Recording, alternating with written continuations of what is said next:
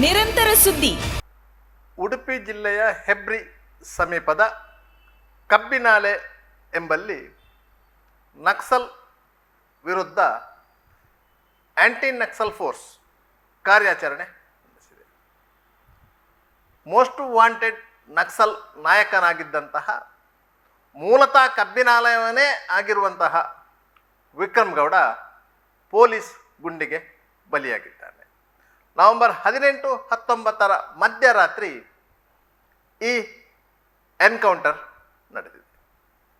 ಕಾರ್ಕಳದಲ್ಲಿ ಕೇಂದ್ರ ಸ್ಥಾನ ಹೊಂದಿರುವಂತಹ ANF ಸಿಬ್ಬಂದಿಗಳು ತಡರಾತ್ರಿ ಕಾದು ಕುಳಿತು ಕೂಡ್ಲು ನಡ್ಪಾಳು ಗ್ರಾಮದ ಸುಧಾಕರಗೌಡ ಎಂಬವರ ತೋಟದಲ್ಲಿ ವಿಕ್ರಮ್ ಗೌಡರನ್ನು ಹೊಡೆದುರುಳಿಸಿದ್ದಾರೆ. ಆತನ ಜೊತೆಗಿದ್ದ 3 ನಕ್ಸಲರು ಕಾಡಿನಲ್ಲಿ ಪರಾರಿಯಾಗಿದ್ದಾರೆ. ಇಡೀ ಘಟನೆ ಒಂದು ರೀತಿಯಲ್ಲಿ ಪೊಲೀಸ್ ಇಲಾಖೆಗೆ ಬಗ್ಗೆ ಮೆಚ್ಚುಗೆಗೆ ಪಾತ್ರವಾದರೆ, ಇಷ್ಟು ಸಮಯದಿಂದ ಈ ಪರಿಸರದಲ್ಲಿ ನಕ್ಸಲ್ ಚಟುವಟಿಕೆಗಳು ನಿರಂತರವಾಗಿ ಇತ್ತು ಎನ್ನುವುದಕ್ಕೆ ಸಾಕ್ಷಿಯಾಗುತ್ತದೆ. ಸುಮಾರು 2 ವಾರಗಳ ಹಿಂದೆ ನಕ್ಸಲ್ ತಂಡವೊಂದು ಈದು ಗ್ರಾಮದ ಮನೆಯೊಂದಕ್ಕೆ ಭೇಟಿ ನೀಡಿ ಆಹಾರ ಪದಾರ್ಥಗಳನ್ನು ಪಡೆದುಕೊಂಡು ಹೋಗಿತ್ತು. ಈ ವಿಚಾರ ಸ್ಥಳೀಯವಾಗಿ ಗುಸುಗುಸಿಗೆ ಕಾರಣವಾಗಿತ್ತು. ಈ ಗುಸುಗುಸನ್ನು ಆಧರಿಸಿ ಕಾರ್ಕಳದ ವೆಬ್ ಪೋರ್ಟಲ್ ಒಂದು ಸುದ್ದಿಯನ್ನು ಮಾಡಿತ್ತು. ಈ ಸುದ್ದಿಯನ್ನು ನೋಡಿದ ತಕ್ಷಣ ANF ಅಧಿಕಾರಿಗಳು ನಿದ್ರೆಯಿಂದ ಎಚ್ಚೆತ್ತುಕೊಂಡಿದ್ದಾರೆ. ಅವರು ಸುಮಾರು 2 ವರ್ಷಗಳಿಂದ ಕಾರ್ಕಳದ ಗೊಮ್ಮಟ ಬೆಟ್ಟದ ತಪ್ಪಲಲ್ಲಿರುವ ANF ಕ್ಯಾಂಪಿನಲ್ಲಿ ಯಾವುದೇ ಚಟುವಟಿಕೆಗಳನ್ನು ನಡೆಸದೆ ಸರ್ಕಾರದಿಂದ ಬರುವಂಥ ಸಂಬಳ ಸವಲತ್ತುಗಳನ್ನು ಪಡೆದು ಆಯಾಗಿದ್ದರು ಮತ್ತು ಪಶ್ಚಿಮ ಘಟ್ಟದ ವ್ಯಾಪ್ತಿಯಲ್ಲಿ ನಕ್ಸಲ್ ಚಟುವಟಿಕೆಗಳು ಅತ್ಯಂತ ಕ್ಷೀಣವಾಗಿದೆ, ಯಾವುದೇ ರೀತಿಯ ಚಟುವಟಿಕೆಗಳು ನಡೆಯುತ್ತಿಲ್ಲ ಅಂತೇಳಿ ಕಾಲದಿಂದ ಕಾಲಕ್ಕೆ ಮೇಲಧಿಕಾರಿಗಳಿಗೆ ವರದಿ ಒಪ್ಪಿಸುವುದರಲ್ಲಿ ತಲ್ಲೀನರಾಗಿದ್ದರು. ಯಾವಾಗ ವೆಬ್ ಪೋರ್ಟಲಲ್ಲಿ ಈ ವಿಚಾರ ಪ್ರಕಟಗೊಂಡಿತೋ ತಕ್ಷಣ ಎಚ್ಚೆತ್ತುಕೊಂಡ ನಕ್ಸಲ್ ವಿರೋಧಿ ತಂಡ ಮಾಹಿತಿಯನ್ನು ಜಾಲಾಡಲು ಪತ್ರಕರ್ತರನ್ನೇ ಹಿಂಬಾಲಿಸತೊಡಗಿತ್ತು ಹೊರತು ಕಾಡಂಚಿನಲ್ಲಿರುವಂತಹ ನಕ್ಸಲ್ ಬಾಧಿತ ಪ್ರದೇಶಗಳ ಜನರನ್ನು ಮಾತನಾಡಿಸುವಂತಹ ಗೋಜಿಗೆ ಹೋಗಲಿಲ್ಲ. ಪತ್ರಕರ್ತರಿಗೆ ಎಲ್ಲಿಂದ ಮಾಹಿತಿ ಸೋರಿಕೆಯಾಯಿತು, ಎಲ್ಲಿಂದ ಮಾಹಿತಿ ಬಂತು, ಆ ಮಾಹಿತಿಯ ಕ್ಲಾರಿಟಿ ಏನು ಎಂಬುದರ ಬಗ್ಗೆ ತನಿಖೆ ನಡೆಸಿತೇ ಹೊರತು ಮತ್ತೇನು ಮಾಡಲಿಲ್ಲ. ಅದೂ ಅಲ್ಲದೆ ಪತ್ರಕರ್ತರಿಗೆ ನೋಟಿಸು ಕೊಟ್ಟು ವಿಚಾರಣೆಗೆ ಕರೆಯುವಂತಹ ಪತ್ರಕರ್ತರ ಮೇಲೆಯೇ ಸುಳ್ಳು ಆಪಾದನೆಗಳನ್ನು ಹೊರಿಸುವಂತಹ ಪ್ರಯತ್ನಗಳು ನಡೆಯಿತು. ಆದರೆ ಪತ್ರಕರ್ತರು ಒಗ್ಗಟ್ಟಾಗಿ ನಿಂತು ಅದನ್ನು ಬಲವಾಗಿ ವಿರೋಧಿಸಿದರು ಮತ್ತು ಪ್ರತಿಭಟಿಸಿದರು. ಅಲ್ಲಿಗೆ ANFನ ಈ ಕಾರ್ಯಾಚರಣೆ ಮೊಟಕುಗೊಂಡಿತು.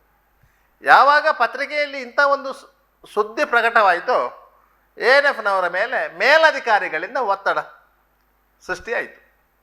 ಯಾಕಂದರೆ ಇಷ್ಟು ವರ್ಷಗಳ ಕಾಲ ಅಂದರೆ 2-3 ವರ್ಷಗಳಿಂದ ಕೇವಲ ಮೇಲಧಿಕಾರಿಗಳಿಗೆ ವರದಿ ಕೊಡುವುದರಲ್ಲೇ ತಲ್ಲೀನರಾಗಿದ್ದುಕೊಂಡು ANF ಕ್ಯಾಂಪಿನಲ್ಲೇ ಸಂಬಳ ಸವಲತ್ತುಗಳನ್ನು ಪಡೆದು ವಿವರಿಸುತ್ತಿದ್ದಂತಹ ANF ಅಧಿಕಾರಿಗಳು ಸಹಜವಾಗಿಯೇ ಮೇಲಧಿಕಾರಿಗಳ ಕೆಂಗಣ್ಣಿಗೆ ಗುರಿಯಾದಾಗ ಅವರು ಮತ್ತೆ ಫೀಲ್ಡಿಗೆ ಇಳಿದರು. ಕೇವಲ 1 ವಾರದ ಅವಧಿಯಲ್ಲಿ ANF ಸಿಬ್ಬಂದಿಗಳು ಮಾಡಿದಂತಹ ಫೀಲ್ಡ್ ವರ್ಕ್ ನವೆಂಬರ್ 18 ಮಧ್ಯರಾತ್ರಿ ಅಂದರೆ ನವೆಂಬರ್ 19 ಮುಂಜಾನೆ ಫಲ ಕೊಟ್ಟಿದೆ. ಮೋಸ್ಟ್ ವಾಂಟೆಡ್ ನಕ್ಸಲ್ ನಾಯಕ ವಿಕ್ರಮ್ ಗೌಡ ತನ್ನ ಮನೆ ಅಂಗಳದಲ್ಲೇ ಪೊಲೀಸರ ಗುಂಡಿಗೆ ಬಲಿಯಾಗಿದ್ದಾರೆ. ಮಾಹಿತಿಗಳನ್ನು ಸಂಗ್ರಹಿಸಿದಂತಹ ANF ಸಿಬ್ಬಂದಿಗಳಿಗೆ ಕೂಡ್ಲು ನಡ್ಪಾಳು ಎಂಬಲ್ಲಿನ ಸುಧಾಕರ ಗೌಡ ಎಂಬವರ ಮನೆಯಲ್ಲಿ ದಿನಸಿ ಸಾಮಗ್ರಿಗಳನ್ನು ಸಂಗ್ರಹಿಸಿಡಲಾಗಿದೆ ಎನ್ನುವಂತಹ ಮಾಹಿತಿಗಳು ಲಭ್ಯವಾಗಿತ್ತು. ಆ ಸಾಮಗ್ರಿಗಳು ನಕ್ಸಲ್ ತಂಡಕ್ಕೆ ಸರಬರಾಜು ಮಾಡಲು ಇಟ್ಟದ್ದು ಎನ್ನುವುದು ಅವರಿಗೆ ಖಚಿತವಾಗಿತ್ತು. ಆದ್ದರಿಂದ ಆ್ಯಂಟಿ ನಕ್ಸಲ್ ಫೋರ್ಸಿನ ಶಸ್ತ್ರಸಜ್ಜಿತ ಸಿಬ್ಬಂದಿಗಳು ಸುಧಾಕರ ಗೌಡ ಅವರ ಮನೆಯಿಂದ ಸ್ವಲ್ಪ ದೂರಕ್ಕೆ ಹೊಂಚು ಹಾಕಿ ಕಾಯ್ತಾ ಇದ್ದರು. ಯಾವುದೇ ಸಂದರ್ಭದಲ್ಲಿ ನಕ್ಸಲರ ತಂಡ ಆ ಮನೆಗೆ ಬರಬಹುದು ಮತ್ತು ದಿನಸಿ ಸಾಮಗ್ರಿಗಳನ್ನು ಕೊಂಡೊಯ್ಯಬಹುದು ಎನ್ನುವುದು ಅವರ ಅನಿಸಿಕೆಯಾಗಿತ್ತು. ಸುಮಾರು 3 ದಿನಗಳಿಂದ ನಕ್ಸಲ್ ಆ್ಯಂಟಿ ಫೋರ್ಸು ಅಲ್ಲಿ ಬೀಡು ಬಿಟ್ಟಿತ್ತು. ಆದರೆ ಸ್ಥಳೀಯವಾಗಿ ನಕ್ಸಲರ ಚಟುವಟಿಕೆಗಳ ಮಾಹಿತಿ ಇಲ್ಲದಂಥ ಸಾರ್ವಜನಿಕರಿಗೆ ಪೊಲೀಸರ ಈ ಕಾರ್ಯಾಚರಣೆಯ ವಿವರಗಳು ಲಭ್ಯವಾಗಲಿಲ್ಲ.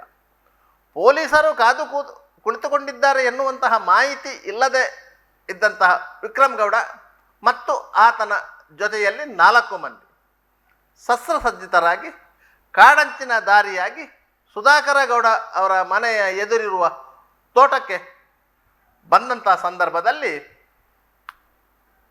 ಪೊಲೀಸ್ ಸಿಬ್ಬಂದಿಗಳು ಏಕಾಏಕಿ ನೇರವಾಗಿ ಫೈರ್ ಓಪನ್ ಮಾಡಿದ್ದಾರೆ. ಪರಿಣಾಮವಾಗಿ ವಿಕ್ರಮ್ ಗೌಡ ಸ್ಥಳದಲ್ಲಿ ಮೃತಪಟ್ಟಿದ್ದಾನೆ. ಯಾವಾಗ ಪೊಲೀಸರ ಗುಂಡಿನ ಶಬ್ದ ಕೇಳಿಸಿತೋ ವಿಕ್ರಮ್ ಗೌಡನಿಗಿಂತ ಸ್ವಲ್ಪ ಅಂತರದಲ್ಲಿದ್ದಂತಹ 3 ಮಂದಿ ಮತ್ತೆ ಕಾಡಂಚಿಗೆ ಹೋಗಿ ಪರಾರಿ ಆಗಿದ್ದಾರೆ. ಆದರೆ ANF ಸಿಬ್ಬಂದಿಗಳು ಅವರನ್ನು ಬೆನ್ನಟ್ಟುವಂಥ ಪ್ರಯತ್ನ ಮಾಡಲಿಲ್ಲ. ಯಾಕಂತ ಹೇಳಿದರೆ ಅವರ ಕೈಯಲ್ಲಿಯೂ SLR ಬಂದೂಕುಗಳು ಇತ್ತು. ಆದ್ದರಿಂದ ಜೀವದ ರಕ್ಷಣೆಯು ಕಾರ್ಯಾಚರಣೆಯ ಒಂದು ಭಾಗವಾಗಿರುವುದರಿಂದ ಪೊಲೀಸರು ಅವರನ್ನು ಬೆನ್ನಟ್ಟುವ ಕಾರ್ಯಾಚರಣೆ ಮಾಡಲಿಲ್ಲ. ತದನಂತರ ಕೇಂದ್ರ ಕಚೇರಿಗೆ ಮಾಹಿತಿ ನೀಡಿದ್ದಾರೆ. ಇತರ ANF ಸಿಬ್ಬಂದಿಗಳು ಆ ಪ್ರದೇಶದಲ್ಲಿ ಇತರ ನಕ್ಸಲರಿಗಾಗಿ ಶೋಧ ಕಾರ್ಯ ನಡೆಸುತ್ತಿದ್ದಾರೆ. ಬೆಳ್ಳಂಬೆಳಗ್ಗೆ ಈ ಸುದ್ದಿ ಹರಡುತ್ತಿದ್ದಂತೆಯೇ ಹೆಬ್ರಿ, ಸೀತಾನದಿ, ಕೂಡ್ಲು, ಕಬ್ಬಿನಾಲೆ ಈ ಪರಿಸರದಲ್ಲಿ ಒಂದು ರೀತಿಯ ಆತಂಕ ಸೃಷ್ಟಿಯಾಗಿದೆ. ಯಾಕಂತ ಹೇಳಿದರೆ ನಕ್ಸಲರು ತಮ್ಮ ಮನೆ ಅಂಗಳದಲ್ಲಿ ಬಂದಿದ್ದಾರೆ ಎನ್ನುವುದು ಅವರ ಆತಂಕಕ್ಕೆ ಕಾರಣವಾಗಿದೆ. ಯಾಕಂತ ಹೇಳಿದರೆ ಈ ಹಿಂದೆ ಹಲವಾರು ಬಾರಿ ನಕ್ಸಲರ ಓಡಾಟ ಈ ಪರಿಸರದಲ್ಲಿ ಇತ್ತು.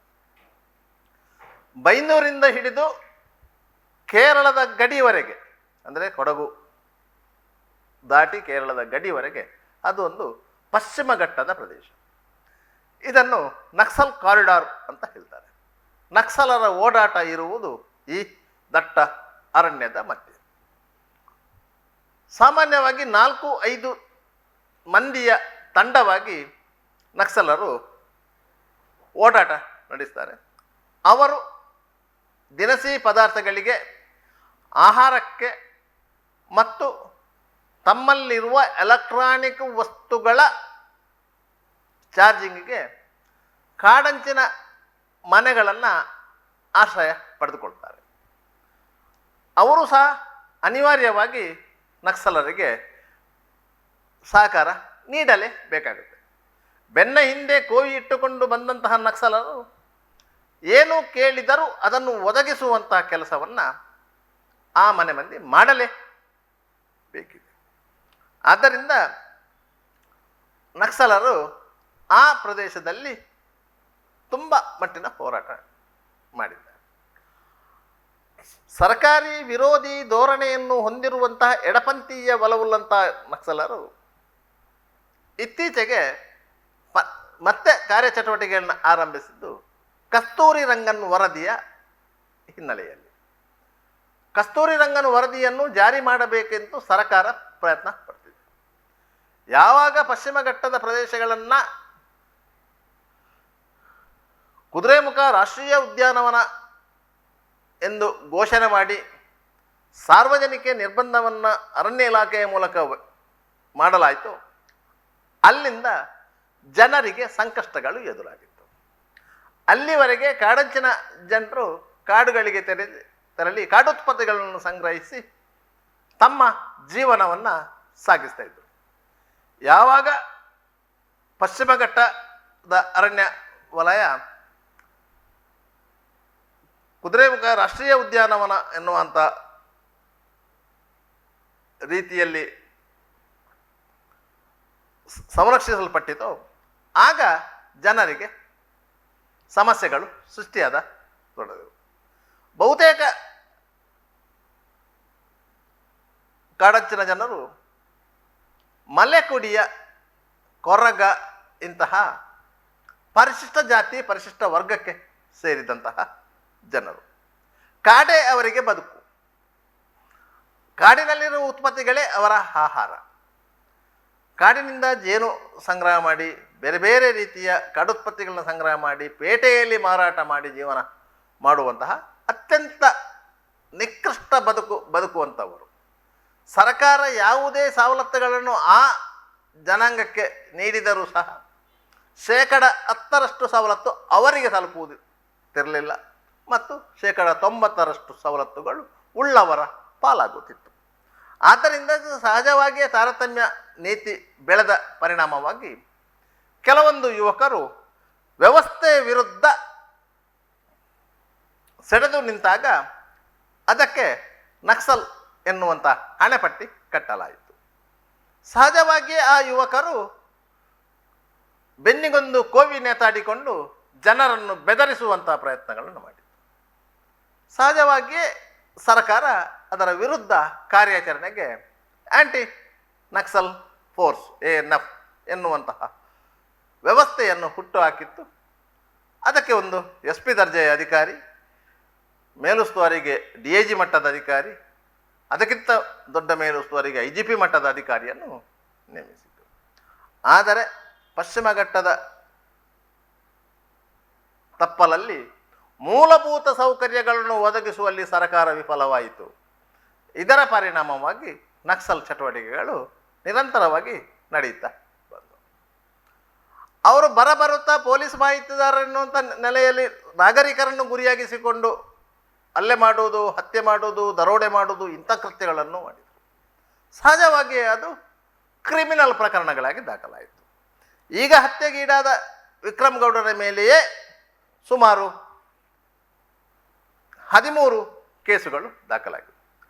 ಅದರಲ್ಲಿ ಪೊಲೀಸ್ ಬಾತ್ಮೀದಾರ ವೆಂಕಟೇಶ್ ಎಂಬವನ ಮರ್ಡರ್ ಕೇಸು ಇದೆ, ದರೋಡೆ ಕೇಸು ಇದೆ, ಆಯುಧಗಳನ್ನು ಹೊತ್ತುಕೊಂಡು ಹೋಗಿ ಸಾರ್ವಜನಿಕರಿಗೆ ಬೆದರಿಕೆ ಒಡ್ಡಿದ ಪ್ರಕರಣಗಳಿವೆ, ಅರಣ್ಯ ಇಲಾಖೆಯ ಚೆಕ್ ಪೋಸ್ಟುಗಳನ್ನು ಧ್ವಂಸ ಮಾಡಿದಂತಹ ಪ್ರಕರಣಗಳು ಇವೆ. ಈತನೊಂದಿಗೆ ಇತರ 4 ಮಂದಿ ಇದ್ದಾರೆ. ಆ ತಂಡವು ಸಹ ಇದೇ ರೀತಿಯ ಚಟುವಟಿಕೆಗಳಲ್ಲಿ. ಮತ್ತೊಂದು ತಂಡ ಇದೆ, ಮುಂಡಗಾರು ಲತಾ ಎನ್ನುವಳ ನೇತೃತ್ವದ್ದು. ಆ ತಂಡದ ಮೇಲೆಯೂ 38 ಕೇಸುಗಳಿವೆ. ಮುಂಡಗಾರು ಲತಾ, ಜಯಣ್ಣ ಮತ್ತಿತರರು ಆ ತಂಡದಲ್ಲಿ. ಕೆಲವು ದಿನಗಳ ಹಿಂದೆ ಕೊಪ್ಪ ತಾಲೂಕಿನ ಕಡೆಗುಂಡಿ ಎಂಬಲ್ಲಿನ ಸುಬ್ಬೇಗೌಡರ ಮನೆಗೆ ಈ ತಂಡ ಹೋಗಿತ್ತು. ಅಲ್ಲಿ ತಮ್ಮ ಆಯುಧಗಳನ್ನು ಇಟ್ಟು ಬೇರೆ ಕಡೆ ಹೋಗಿದ್ದರು, ಮತ್ತೆ ಬರುವಂಥ ಸೂಚನೆ ನೀಡಿದರು. ಈ ಮಾಹಿತಿ ತಿಳಿದಂಥ ANF ಅಧಿಕಾರಿಗಳು ಸುಬ್ಬೇಗೌಡರ ಮನೆಗೆ ದಾಳಿ ಮಾಡಿ ಅಲ್ಲಿಂದ ಬಂದೂಕುಗಳನ್ನು ವಶಪಡಿಸಿಕೊಂಡಿದ್ದರು. ಆಗ ಪೊಲೀಸರಿಗೆ ಗೊತ್ತಾಗಿತ್ತು ನಕ್ಸಲ್ ಮೂವ್ಮೆಂಟು ಇಲ್ಲಿ ಸಂಪೂರ್ಣವಾಗಿ ನಿಂತಿಲ್ಲ, ಪುನಃ ಆರಂಭಗೊಂಡಿದೆ ಅಂತೇಳಿ.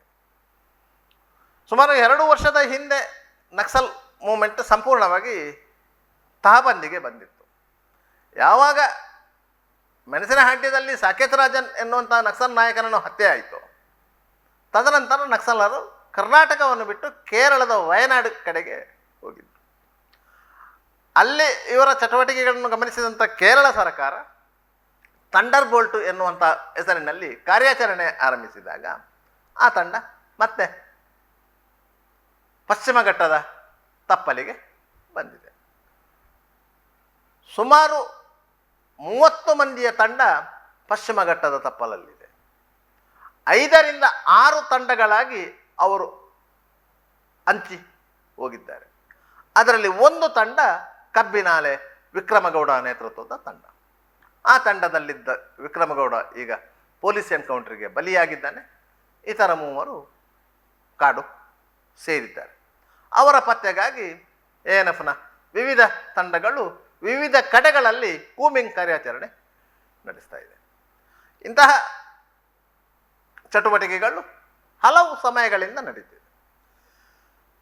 ವಾಸ್ತವವಾಗಿ ನಕ್ಸಲರು ಜನರ ಸಹಾನುಭೂತಿ ಗಳಿಸಲು ಸರ್ಕಾರಿ ವಿರುದ್ಧ ಧೋರಣೆಯನ್ನು ಅನುಸರಿಸ್ತಾರೆ. ಸರ್ಕಾರ ಜಾರಿಗೊಳಿಸುತ್ತಿರುವ ಯಾವುದಾದರೂ ಯೋಜನೆಗಳನ್ನು ಈ ತಂಡ ವಿರೋಧಿಸಿ ಬಡ ಅಮಾಯಕ ಜನರನ್ನು ದಿಕ್ಕು ತಪ್ಪಿಸ್ತದೆ. ಯಾವುದೇ ಯೋಜನೆಯನ್ನು ಸರ್ಕಾರ ಜಾರಿಗೊಳಿಸಿದರೂ ಅದರ ಎಫೆಕ್ಟ್ ಮೊದಲಿಗೆ ಆಗುವುದು ಬಡ ಜನರ ಮೇಲೆ, ಒಕ್ಕಲೆಬ್ಬಿಸುವುದು ಬಡ ಜನರನ್ನು. ಕಸ್ತೂರಿ ರಂಗನ್ ವರದಿ ಜಾರಿಯಾಗಬೇಕೆನ್ನುವ ಕೂಗು ಈಗಲೂ ಇದೆ. ಅದಕ್ಕಾಗಿ ಸರ್ಕಾರಿ ಮಟ್ಟದಲ್ಲಿ ಪ್ರಯತ್ನಗಳು ನಡೀತಾ ಇದೆ. ಆ ವರದಿ ಜಾರಿಯಾದರೆ ಆರಂಭದಲ್ಲಿ ಎದ್ದು ಹೋಗಬೇಕಾದವರು ಈ ಪಶ್ಚಿಮ ಘಟ್ಟದ ತಪ್ಪಲಲ್ಲಿ ಉಳಿದಿರುವಂಥ ಆದಿವಾಸಿಗಳು, ಕೊರಗರು, ಮಲೆಕುಡಿಯರು ಮುಂತಾದ ಜನರು. ಕೇವಲ ಕಾಡನ್ನೇ ನಂಬಿ ಬದುಕುವಂಥ ಇವರಿಗೆ ವಿವಿಧ ರೀತಿಯ ಆಮಿಷಗಳನ್ನು ಒಡ್ಡಿ ಕಾಡಿನಿಂದ ಹೊರತರುವಂಥ ಪ್ರಯತ್ನಗಳನ್ನು ಸರ್ಕಾರ ಮಾಡಿತ್ತು. ನಕ್ಸಲ್ ಚಟುವಟಿಕೆಗಳಲ್ಲಿ ಸಕ್ರಿಯವಾಗಿ ಪಾಲ್ಗೊಂಡು ಹಲವಾರು ಪ್ರಕರಣವನ್ನು ಎದುರಿಸಿದ್ದಂಥವರನ್ನು ಸರ್ಕಾರ ನಕ್ಸಲ್ ಪ್ಯಾಕೇಜ್ ಎನ್ನುವ ಹೆಸರಿನಲ್ಲಿ ಆಮಿಷಗಳನ್ನೊಡ್ಡಿ ಅವರನ್ನು ಮುಖ್ಯವಾಹಿನಿಗೆ ಕರೆತರುವಂಥ ಪ್ರಯತ್ನವನ್ನು ಮಾಡಿತ್ತು. ಕೆಲವು ಮಂದಿ ಆ ಮುಖ್ಯವಾಹಿನಿಗೆ ಬರಬೇಕೆಂತ ಹೇಳಿ ಚಿಕ್ಕಮಗಳೂರಿನಲ್ಲಿ ಪೊಲೀಸರ ಮುಂದೆ ಶರಣಾಗಿದ್ದರು. ಅದರಲ್ಲಿ ಕೆಲವರು ತಮ್ಮ ಮೇಲಿದ್ದ ಆರೋಪಗಳಿಂದ ಮುಕ್ತರಾಗಿ ಮುಖ್ಯವಾಹಿನಿಗೆ ಬಂದಿದ್ದಾರೆ. ಆದರೆ ಅವರಿಗೆ ಸರ್ಕಾರ ಘೋಷಿಸಿದಂಥ ಸರಿಯಾದ ರೀತಿಯಲ್ಲಿ ಪ್ಯಾಕೇಜ್ಗಳು ದೊರಕಿಲ್ಲ. ಇನ್ನಿತರರನ್ನು ಸಹ ಮುಖ್ಯವಾಹಿನಿಗೆ ಕರೆತರಬೇಕು ಎನ್ನುವಂಥ ನಿಟ್ಟಿನಲ್ಲಿ ಪ್ರಯತ್ನಗಳು ನಡೀತಿದ್ದರೂ ಸಹ ನಕ್ಸಲರು ನಿರಾಸಕ್ತಿ ತೋರಿಸಿದ್ದರು. ಯಾಕಂತ ಹೇಳಿದರೆ ಸರ್ಕಾರ ಹೇಳಿದಂತಹ ಮಾತುಗಳನ್ನು ಯಾವತ್ತೂ ನಡೆಸಿಕೊಟ್ಟಂತಹ ಉದಾಹರಣೆಗಳು ಇಲ್ಲ. ಇದೀಗ ವಿಕ್ರಮಗೌಡ ಎನ್ಕೌಂಟರ್ನಿಂದಾಗಿ ಮತ್ತೆ ನಕ್ಸಲ್ ಗುಮ್ಮ ಹೊರಬಂದಿದೆ. ಈ ತಂಡದಲ್ಲಿ 4 ಮಂದಿ ಇದ್ದರೂ 3 ಮಂದಿ ಕಾಡು ಪಾಲಾಗಿದ್ದಾರೆ. ಮುಂಡಗಾರು ಲತಾ ನೇತೃತ್ವದಲ್ಲಿ 5 ಮಂದಿ ಇದ್ದಾರೆ, ಅವರು ಸಹ ಕಾಡಲ್ಲಿ ಇದ್ದಾರೆ. ಇದೇ ರೀತಿಯ ಇನ್ನೂ 4 ತಂಡಗಳು ಇದೇ ಪಶ್ಚಿಮ ಘಟ್ಟದ ತಪ್ಪಲಿನಲ್ಲಿ ಕಾರ್ಯಾಚರಣೆ ನಡೆಸ್ತಾ ಇದೆ. ಅದರಿಂದ ಸುಮಾರು 30 ಮಂದಿ ವಯನಾಡಿನಿಂದ ಪಶ್ಚಿಮ ಘಟ್ಟದ ಕಡೆಗೆ ಬಂದಿದ್ದಾರೆ ಎನ್ನುವಂಥ ಮಾಹಿತಿಗಳು ಇದೆ. ಈಗ ANF ತಂಡ ಮತ್ತಷ್ಟು ಕಾರ್ಯಾಚರಣೆಗೆ ಮುಂದಾಗುತ್ತಿದೆ. ಒಟ್ಟಾರೆಯಾಗಿ ನಕ್ಸಲ್ ಸಮಸ್ಯೆ ಮುಗಿಯುವಂಥದ್ದು ಅಲ್ಲ. ಯಾಕಂತ ಹೇಳಿದರೆ ಇಂತಹ ಸಮಸ್ಯೆಗಳನ್ನು ಹುಟ್ಟು ಹಾಕಿದ್ದೇ ಪೊಲೀಸರು ಮತ್ತು ಅರಣ್ಯ ಇಲಾಖೆ, ಹಾಗೂ ಇದಕ್ಕೆ ಬೆಂಬಲವಾಗಿ ನಿಂತದ್ದು ಸರ್ಕಾರ. ಸರ್ಕಾರ ಜಾರಿಗೆ ತರುವಂಥ ಯೋಜನೆಗಳನ್ನು ಜನರಿಗೆ ಮುಟ್ಟಿಸಬೇಕಾದಂಥ ಇಲಾಖೆಗಳು ಮಾಡುತ್ತಿರುವಂಥ ಎಡವಟ್ಟುಗಳಿಂದ ಇಂತಹ ಒಂದು ಅಸಮಾನತೆ ಕಾರಣವಾಗುತ್ತದೆ. ಆದ್ದರಿಂದ ನಕ್ಸಲ್ ಚಳವಳಿ ಎನ್ನುವುದು ಒಂದು ರೀತಿಯಲ್ಲಿ ಸರ್ಕಾರವನ್ನು ಎಚ್ಚರಿಸುವ ತಂತ್ರವಾಗಿದ್ದರೆ, ಮತ್ತೊಂದು ರೀತಿಯಲ್ಲಿ ಸರ್ಕಾರವನ್ನು ಬೆದರಿಸುವ ತಂತ್ರ. ಬಂದೂಕುಗಳನ್ನು ಹೆಗಲ ಮೇಲೆ ಹೊತ್ತುಕೊಂಡು ಹೋಗುವಂತಹ ನಕ್ಸಲರು ಸಾರ್ವಜನಿಕ ಜೀವನಕ್ಕೆ ಅಪಾಯಕಾರಿಗಳು. ಆದ್ದರಿಂದ ಅವರನ್ನು ಮಟ್ಟ ಹಾಕಬೇಕು ಎನ್ನುವುದು ಸರ್ಕಾರದ ನಿಲುವು. ಆ ನಿಲುವಿಗೆ ಅಂಟಿಕೊಂಡಿರುವಂತಹ ಅರಣ್ಯ ಇಲಾಖೆಯ ಸಿಬ್ಬಂದಿಗಳು ಆಗಿರ್ಬೋದು, ಪೊಲೀಸರಾಗಿರ್ಬೋದು, ANFನಂಥ ವಿಶೇಷ ತಂಡಗಳು ಆಗಿರ್ಬೋದು, ತಮ್ಮ ಕಾರ್ಯಾಚರಣೆಯನ್ನು ನಡೆಸಲೇಬೇಕು. ಒಟ್ಟಾರೆಯಾಗಿ ನಕ್ಸಲ್ ಚಟುವಟಿಕೆ ಮಟ್ಟ ಹಾಕಬೇಕು. ಅಂತೂ ಇಂತೂ ವಿಕ್ರಮಗೌಡನ ಹತ್ಯೆ ಆಗಿದೆ. ಪೊಲೀಸರು ಅದನ್ನು ಎನ್ಕೌಂಟರ್ ಅಂತ ಹೇಳ್ತಾ ಇದ್ದಾರೆ. ಅವರು ದಾಳಿ ನಡೆಸಿದಂಥ ಸಂದರ್ಭದಲ್ಲಿ ಪ್ರತಿದಾಳಿ ನಡೆಸಿದಾಗ ವಿಕ್ರಮಗೌಡ ಸತ್ತಿದ್ದಾನೆ ಎನ್ನುವುದು ಪೊಲೀಸರ ವಾದ. ಆದರೆ ಹೆಗಲ ಮೇಲೆ ಬಂದೂಕು ಇಟ್ಟುಕೊಂಡು ಬರುತ್ತಿದ್ದವರ ಮೇಲೆ ಏಕಾಏಕಿಯಾಗಿ ಪೊಲೀಸರು ಫೈರ್ ಮಾಡಿದ್ದಾರೆ. ಯಾಕಂತ ಹೇಳಿದರೆ ಅವನು ಬಂದೂಕು ಎತ್ತಿಕೊಂಡು ಗುರಿ ಇಡುವಷ್ಟರಲ್ಲಿ ಪೊಲೀಸರೇನು ಕಡಲೆಕಾಯಿ ತಿಂದ್ಕೊಂಡು ಕೂತಿರೋದಿಲ್ಲ, ಅವರು ಪ್ರತಿದಾಳಿ ಸಂಘಟಿಸ್ತಾರೆ. ಆದ್ದರಿಂದ ವಿಕ್ರಮಗೌಡ ಹತ್ಯೆಯಾಗಿದ್ದಾನೆ. ಇದು ಎನ್ಕೌಂಟರ್ ಅಂತಲೂ ಹೇಳ್ಬೋದು, ಹತ್ಯೆ ಅನ್ನೋದು ಆಗ್ಬೋದು. ಈ ಬಗ್ಗೆ ಇನ್ನು ಮುಂದಕ್ಕೆ ಹಲವಾರು ರೀತಿಯ ತನಿಖೆಗಳು ನಡೀತಿದೆ. ಮಾನವ ಹಕ್ಕುಗಳ ಆಯೋಗ ಈ ಬಗ್ಗೆ ತನಿಖೆಯನ್ನು ಸ್ವಯಂ ಪ್ರೇರಿತವಾಗಿ ಕೈಗೊಳ್ಳುತ್ತದೆ. ಮೆಜಿಸ್ಟ್ರಿಯಲ್ ತನಿಖೆ ನಡೀತಿದೆ, ಇಲಾಖಾ ಮಟ್ಟದ ತನಿಖೆ ನಡೀತಿದೆ. ಒಟ್ಟಾರೆಯಾಗಿ ನಕ್ಸಲರ ಎದೆಯಲ್ಲಿ ಪೊಲೀಸರ ಬಂದೂಕಿನ ಗುಂಡು ಹೊಕ್ಕಿದೆ. ಇನ್ನಷ್ಟು ಮಂದಿಗೂ ಇದು ತಪ್ಪಿದ್ದು ಅಲ್ಲ. ನಿರಂತರ ಸುದ್ದಿ